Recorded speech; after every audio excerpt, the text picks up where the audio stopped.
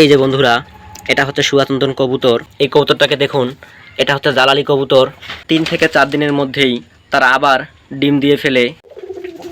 আসসালামু আলাইকুম বন্ধুরা, আমি আমির হামজা আবারও আপনাদের কাছে নতুন একটা ভিডিও নিয়ে আসলাম। তো আজকের ভিডিওর মূল টপিক হচ্ছে, আপনারা যারা নতুন কবুতর পালন করতে চান তারা কোন জাতের কবুতর দিয়ে পালন করা শুরু করবেন এই সম্পর্কে।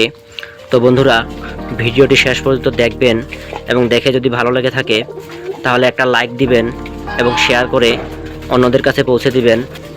তো চলুন বন্ধুরা, ভিডিওটা শুরু করা যাক। তো বন্ধুরা, আমি প্রায় 1 যুগ ধরে দেশি বিদেশি বিভিন্ন জাতের কবুতর পালন করে আসতেছি। সেই অভিজ্ঞতা থেকেই বলতেছি, নতুন অবস্থায় সবচাইতে সহজ এবং ভালোভাবে পালন করা যায় দেশীয় জাতের কবুতরগুলো, যেমন জালালি কবুতর, গল্লা কবুতর বা অন্যান্য দেশীয় জাতের কবুতরগুলো। এই কবুতরগুলোর রোগবালাই অনেক কম এবং নতুন অবস্থায় পালন করাও খুব সহজ।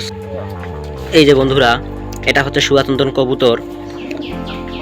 এই কবুতরটা মাশাআল্লাহ অনেক ভালো, কিন্তু দেশীয় জাতের কবুতরগুলোর চাইতে অনেক কম ডিম বাচ্চা করে। বিদেশি জাত হিসেবে সে অনেক ভালো ডিম বাচ্চা করে, কিন্তু দেশিগুলোর তুলনায় একটু কম করে। তারপরে বন্ধুরা দেখুন, এই যে লক্ষা কবুতর, এই কবুতরগুলো সব কবুতরের চাইতেই ডিম বাচ্চা কম করে। তারপরে বন্ধুরা, ওর পিছনে দেখুন, এটা হচ্ছে একটা মুখী এবং গিরিবাজের করস কবুতর। এই করস কবুতরগুলোও দেশি কবুতরের মতো ডিম বাচ্চা করতে পারে না। এক কথায় বন্ধুরা, দেশি কবুতরই সবচাইতে বেশি ডিম বাচ্চা করে থাকে। তবে আমার খামারে অনেকগুলোই 100% দেশি কবুতর আছে। যেমন এই যে এই কবুতরটাকে দেখুন, এটা হচ্ছে জালালি কবুতর। আলহামদুলিল্লাহ, তারা অনেক ভালো ডিম বাচ্চা করে। তারপরে এই যে এটা হচ্ছে একটা করস কবুতর, এটাও মোটামুটি ভালোই ডিম বাচ্চা করে থাকে।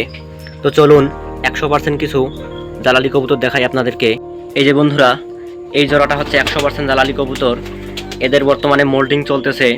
তো এই জোড়া কবুতরের বাচ্চা বিক্রি করার 3 থেকে 4 দিনের মধ্যেই তারা আবার ডিম দিয়ে ফেলে। তো এরা হচ্ছে 100% জালালি। এই ঝুড়িতে আরও এক জোড়া আছে 100% জালালি। এই যে ফিমেলটা এখন ডিমের মধ্যে বসে আছে, মাশাআল্লাহ। তো আরও কিছু কবুতর আছে, আবার কিছু কবুতর আমার এখন করজ হয়ে গেছে, তবুও তারা খুব ভালোভাবে ডিম বাচ্চা করতেছে। কিন্তু আমার খামারের সবচাইতে বেশি ডিম বাচ্চা করে থাকে এই জোড়া কবুতর। এরা হচ্ছে জালালি কবুতর, আর এদের রোগবালাইও অনেকটাই কম। এই কবুতরগুলো পালন করাও অনেক সহজ, বিশেষ করে নতুনদের জন্য। তাই আমি বলবো, যারা নতুন অবস্থায় কবুতর পালন করতে চান তারা এরকম এক জোড়া জালালি কবুতর দিয়ে শুরু করতে পারেন। তো ঠিক আছে বন্ধুরা, আজকের ভিডিও এই পর্যন্তই। দেখা হচ্ছে পরবর্তী কোনো ভিডিওতে। আর এরকম ভিডিও নিয়মিত পেতে চ্যানেলটা সাবস্ক্রাইব করে পাশেই থাকবেন।